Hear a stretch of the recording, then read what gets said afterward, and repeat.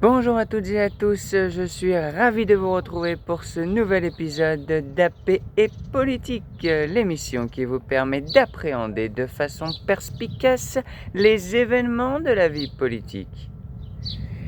Et hier, mardi 7 juillet 2026, a été une journée qui fera date dans l'histoire de la Ve République.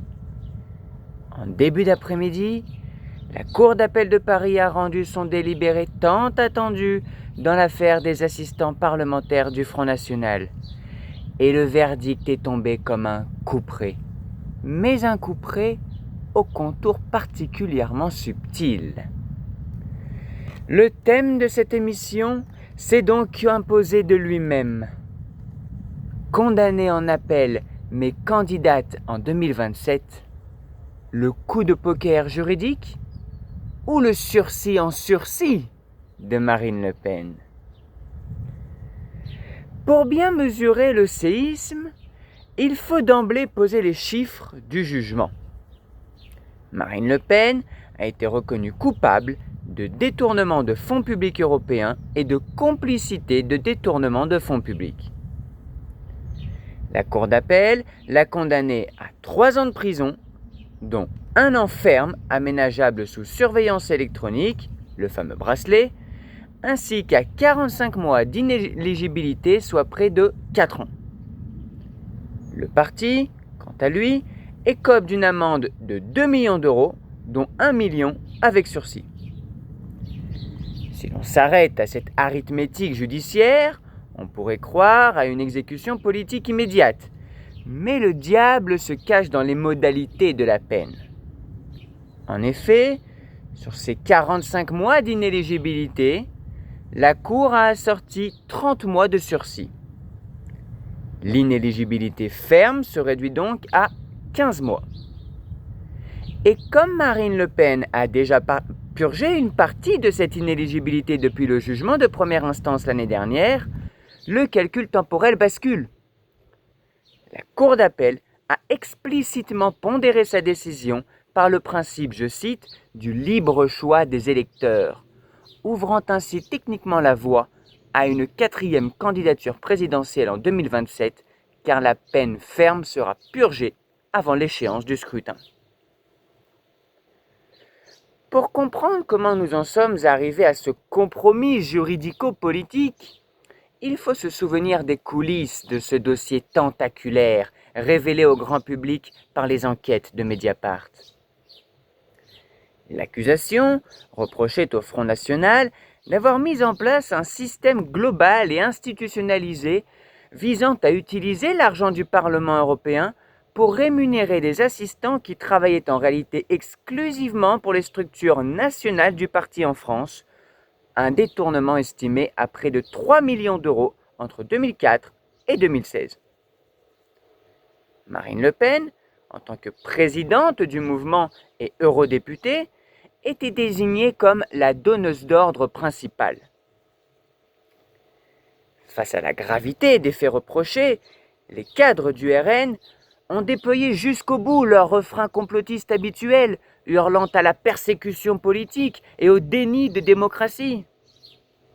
Mais hier soir, la rhétorique a changé, car Marine Le Pen a décidé de transformer cette condamnation en une contre-offensive politique majeure. Invitée au journal de 20h, la triple candidate à l'Élysée a immédiatement annoncé qu'elle se pourvoyait en cassation, affirmant avec force, je cite, « J'ai les mains propres et je me pourvois en cassation pour le démontrer. 2 juridictions peuvent commettre une erreur. » Au-delà de la posture de l'innocence, c'est un choix tactique imparable. Le pourvoi en cassation suspend immédiatement l'exécution de la peine de prison ferme et le port du bracelet électronique, ce qui lui évite l'humiliation absolue de faire campagne entravée par une surveillance judiciaire. Et mieux encore, la candidate a profité de cette tribune télévisée pour lever toute ambiguïté sur ses intentions et couper l'herbe sous le pied de ceux qui pariaient sur son retrait. Elle a confirmé qu'elle restait candidate à l'élection présidentielle de 2027 et a même annoncé dans la foulée le lancement officiel de son site internet de campagne. Je cite Marine Le Pen, « Il n'y a plus de scénario où je ne pourrais pas me présenter en 2027. Voilà ce qu'elle a martelé pour tenter de clore le débat. » Pourtant, ce coup de poker magistral s'apparente aussi à une stratégie de sursis en sursis. Certes, à l'instant où je vous parle, l'hypothèse d'une succession précipitée par Jordan Bardella est écartée. Le grand saut générationnel du RN est reporté et le plan B reste au placard. Mais la sérénité affichée par le clan Le Pen pourrait bien n'être qu'un immense bluff face au calendrier macropolitique. La Cour de cassation, qui ne rejuge pas le fond, mais vérifie la bonne application du droit, va désormais se saisir du dossier. Si les magistrats de la plus haute juridiction valident le jugement de la Cour d'appel dans les prochains mois, Marine Le Pen se retrouvera face à une situation ubuesque. Une candidate officiellement en campagne, mais définitivement condamnée à 1 an de prison sous bracelet électronique. Elle a elle-même concédé qu'il lui serait, je cite, « pas possible de faire campagne sous surveillance électronique permanente », tout en se disant persuadée hier soir qu'elle n'aura pas à le faire. Le Rassemblement national joue donc sa survie sur un fil tendu au-dessus du vide juridique, alors même que les sondages continuent de la placer en tête du premier tour à plus de 30% des intentions de vote. En cherchant à sanctuariser sa candidature par le droit, Marine Le Pen lie intimement son destin personnel à l'agenda de la Cour de cassation qui, selon la date de sa décision, pourrait faire exploser la campagne présidentielle à seulement quelques semaines du vote. Le grand saut n'a pas eu lieu hier, le grand bluff, lui, continue. Et la politique française retient son souffle en regardant les aiguilles tourner vers 2027.